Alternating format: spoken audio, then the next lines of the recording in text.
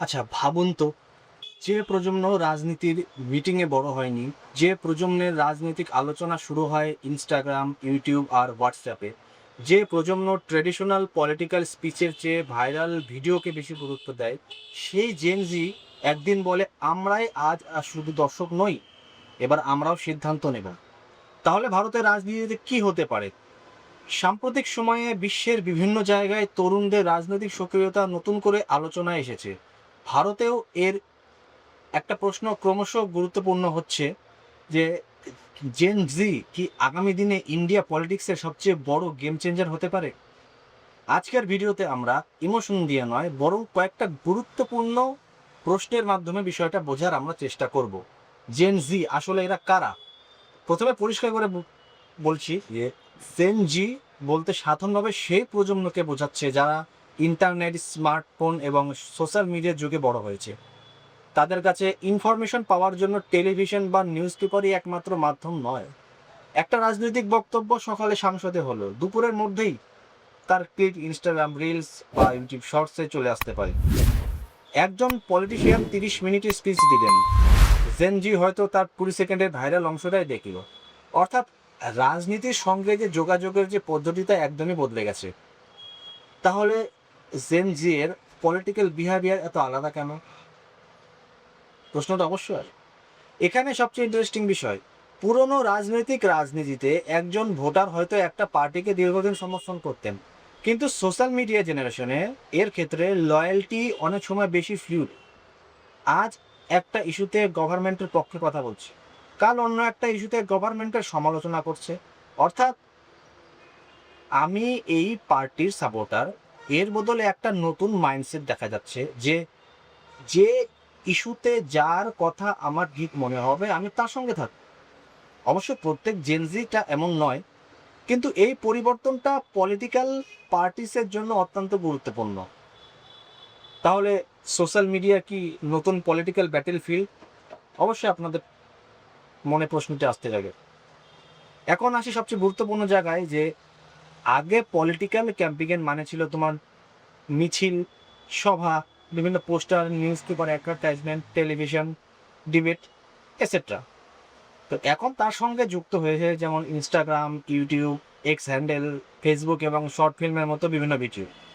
একজন তরুণ পলিটিশিয়ান এর একটা স্পিচ ভাইরাল হয়ে গেলে সেটা ট্রেডিশনালের র্যালির চেয়ে অনেক বেশি মানুষের কাছে পৌঁছতে পারে।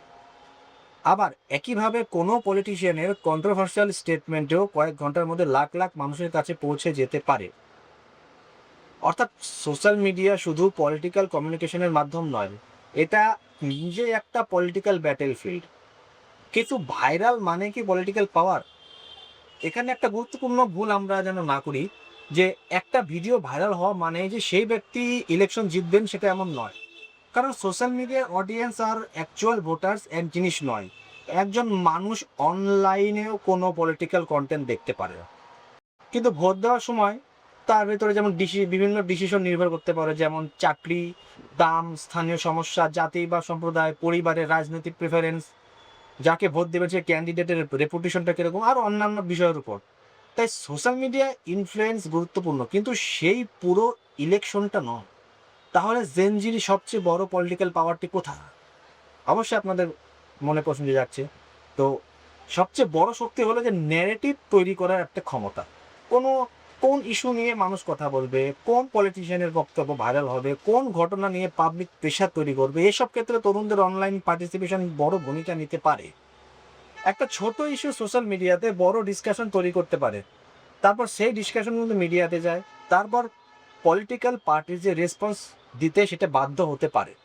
অর্থাৎ একটা বটম আপ পলিটিক্যাল প্রেশার তৈরি হতে পারে। তাহলে জেনজি কি ট্রেডিশনাল পলিটিক্যাল পার্টিসকে চ্যালেঞ্জ করবে?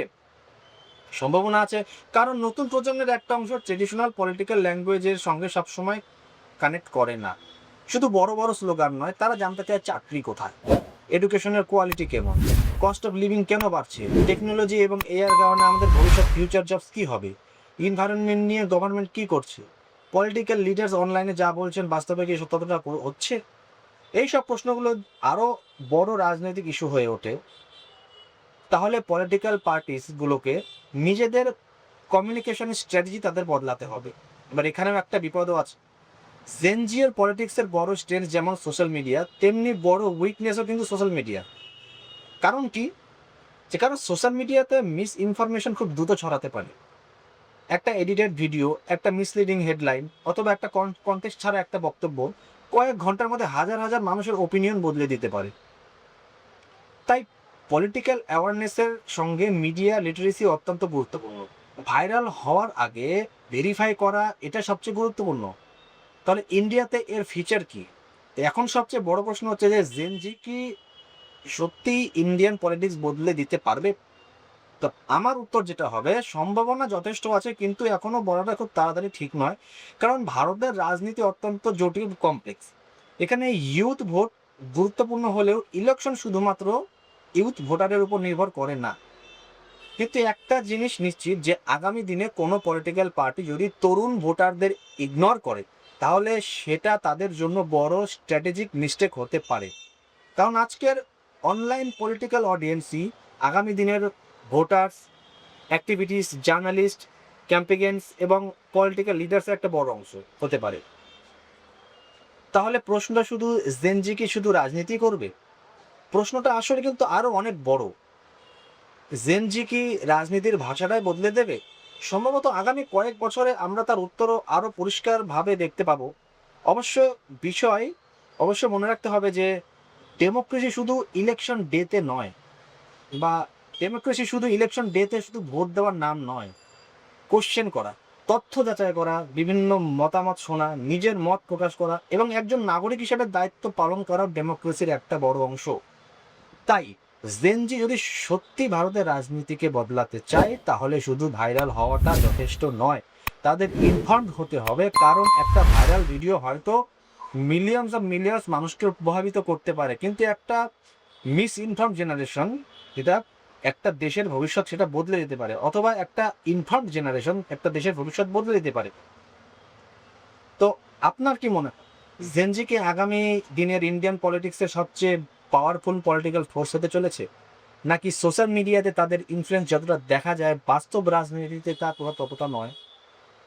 আপনার মতামত অবশ্যই কমেন্টে লিখে জানান। আর ভিডিওটি যদি ভালো লাগে অবশ্যই লাইক করুন। এমন পলিটিক্যাল অ্যানালিসিস পেতে চ্যানেলটা অবশ্যই সাবস্ক্রাইব করুন। আমি আবার দেখা করছি পরের ভিডিওতে। ততক্ষণ ভালো থাকবেন, সুস্থ থাকবেন। ধন্যবাদ।